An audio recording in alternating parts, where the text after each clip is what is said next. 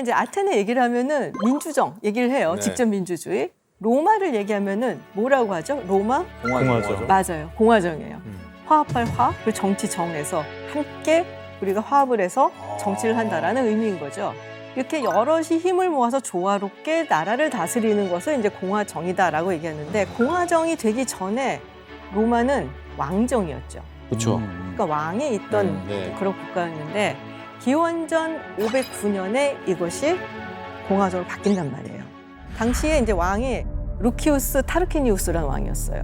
근데 굉장히 이제 폭정을 저지르는 사람이었죠. 원로원이 한 얘기 다 하나도 안 듣고 자기의 반대파 귀족이다 그러면 처형을 시키고 탄압을 하고 재산을 몰수하고 그래서 로마 시민들의 불만이 막 누적이 되고 막 폭발하기 직전이었는데 여기서 계기가 되는 사건이 하나 생깁니다. 이 타르퀴니우스 왕의 아들이 하나 있었어요. 네. 그리고 그 당시 로마에 정말 절세 미녀가 살고 있었어요. 루크레티아라고. 근데 겁탈을 한 거예요. 협박을 하면서.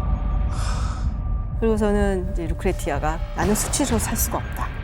자결을 해.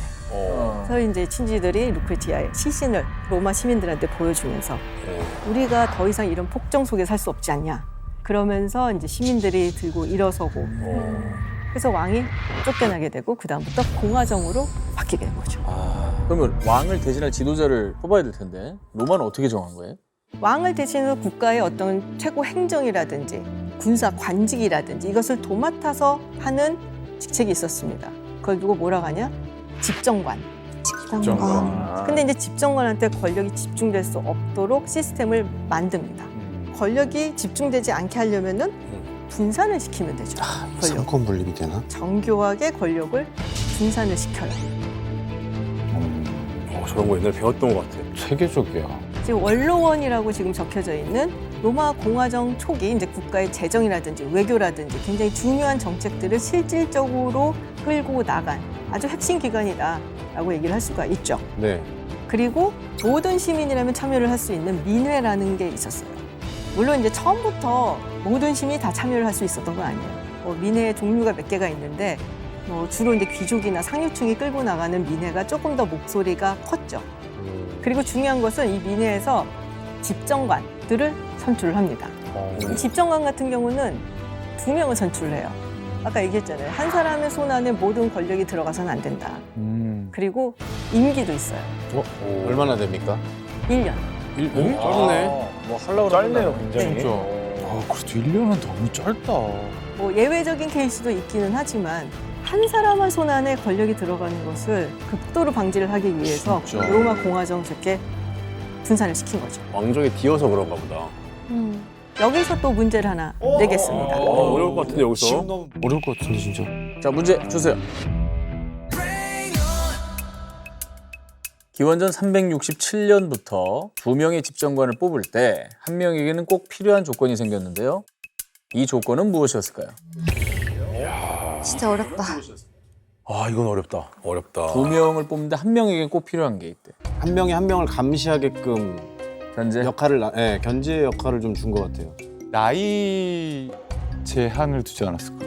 나이 제한? 그러니까 한 명은 뭐 예를 들어 60대 이상 인생의 지혜를 좀 보는 거예요. 지혜도 봐야 하고 어떤 경험 아니면 뭐 자녀가 있어야 된다거나 막 이런 거 아닐까요? 그런 것도 아까 생각하긴 했었어요. 가족이? 뭐 뻘짓 테스트 때. 가족이 너 가족 그러다 가족이 이런. 골모로 가족을 연주하지? 그러니까 가족을 버리면서까지 폭정을 하지 못하도록 하는 그런 요소를 심어두죠. 그러면 왜 한 명에게만 필요한 거죠?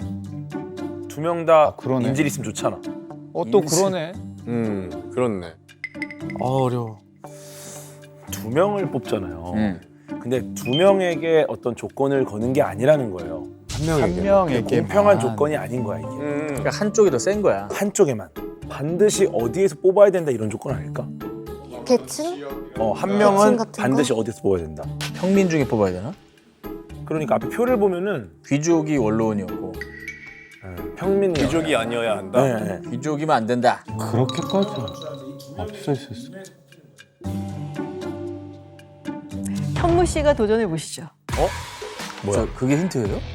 형이 한 얘기 중에 뭐가 있나 얘기 봐. 중에 뭐였지? 상민이잖아.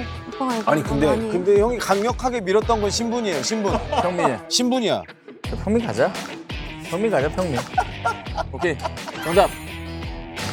2명 중에 1명은 반드시 평민 출신이어야 된다. 아, 아닌 것 같아. 아, 우리 메달 뭐 어렵다 근데. 진짜 어렵다. 정답이 맞는지 확인해 볼까요? 아, 어렵다 오늘 문제 진짜. 어렵다.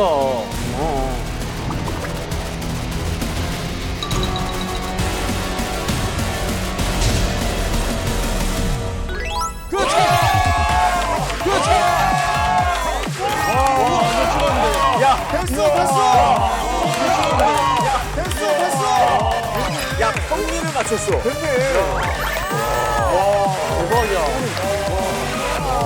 현재 공화정이긴 한데 초기에는 집정관도 그렇고 원로회도 그렇고 민회도 그렇고 대부분 이제 귀족들이 끌고 나갔었어요. 그 당시에 이제 뭐 로마의 어떤 구조를 보면은 전장에서 목숨을 걸고 싸우는 대부분의 병사들은 평민이고 경제 활동을 하고 상업 활동을 하는 사람들도 대부분은 평민이고 실질적으로 활동을 해서 로마에 도움이 되는 사람들은 평민이죠. 아니 이거 말만 우리 시민들이 참여하는 거라고 공화정이라고 하는데 왜 우리 목소리는 하나도 없냐라고 이제 반발을 하면서 결국에는 집정관 2명 중에서 1명은 이제 평민으로 선출을 하게 한 거죠. 진짜 앞서 나갔다. 아, 근데 진짜 분리를 할 생각을 진짜 어떻게 자연스럽게 됐네요 진짜 또. 앞서 나갔다. 견제가. 근데 이제 평민 중에서도 좀 상류층에 있는 사람들 사실상 이제 집정관을 선출을 했기 때문에 우리가 생각하는 것처럼 완벽하게 모든 사람들이 동등하게 그런 권리를 누렸다라고 보기는 어려워요. 그래도 어쨌든 그 시대를 생각을 해보면 대단한 그렇잖아요. 거죠. 기원전인데 이게. 네. 대단하다. 그래서 이렇게 평범한 국민이 국가의 주인이 되기까지는 아주 오랜 시간이 걸렸고요. 그리고 이 로마의 공화정 체제가 한 500년 정도 유지가 돼요. 네.